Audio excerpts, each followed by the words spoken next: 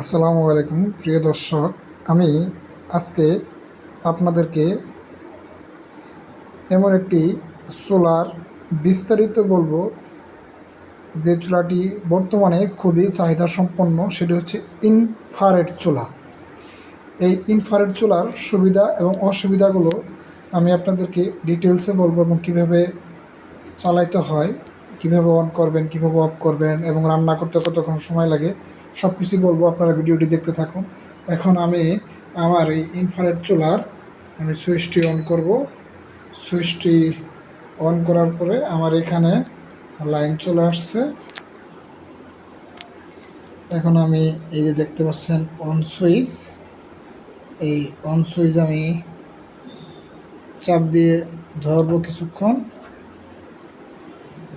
দেখুন আমি কিছুক্ষণ চাপ দিয়ে ধরার সঙ্গে সঙ্গেই আমার সেটা অন হয়ে গেছে। এখন এখানে এই যে ফাংশন লেখা যেটি রয়েছে, এই ফাংশন লেখাতে আমি চাপ দিব। ফাংশন লেখাতে চাপ দেওয়ার ফলে এখন আমার এটা 2000 ডিগ্রিতে অলরেডি চলে গেছে।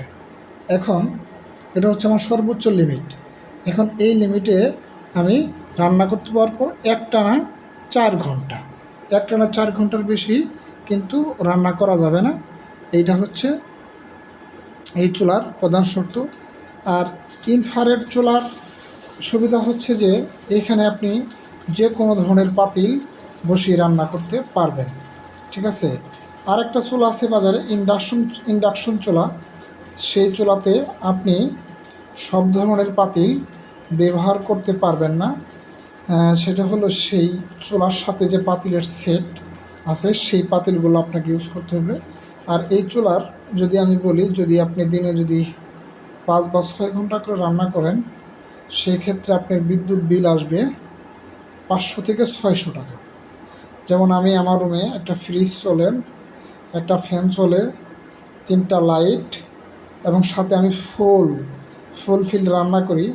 সেই রান্নায় আমার বিদ্যুৎ বিল আসে হচ্ছে সব মিলাইয়া টোটাল ফ্রিজ, সাথে লাইট, সাথে ফ্যান, 3টা লাইট এবং একটা ফ্যান সহ, চুলা সহ, একটা ফ্রিজ সহ বিদ্যুৎ বিল আসে আমার মাসে 800 টাকা, 850 টাকা। তো আপনি এটা খুব সহজে ইউজ করতে পারবেন। আমি প্রায় 3-4 মাস যাবৎ কিনেছি।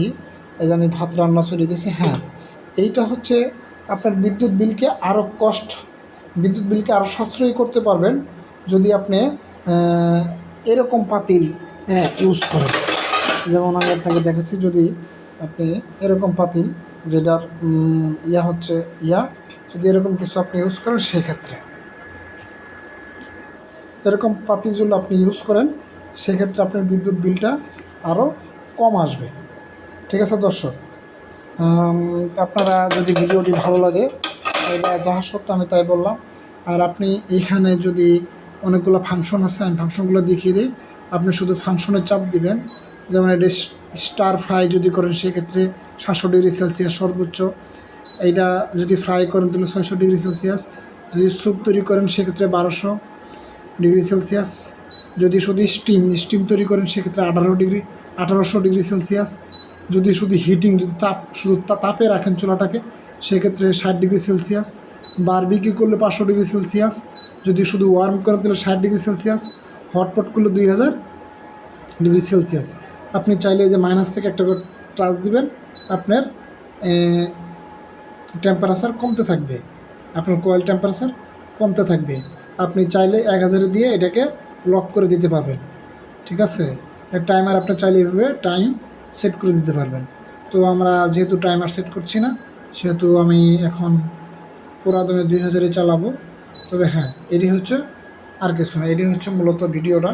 যদি ভালো লাগে অবশ্যই আমার চ্যানেলটিকে সাবস্ক্রাইব করবেন এবং লাইক, কমেন্ট, শেয়ার করবেন।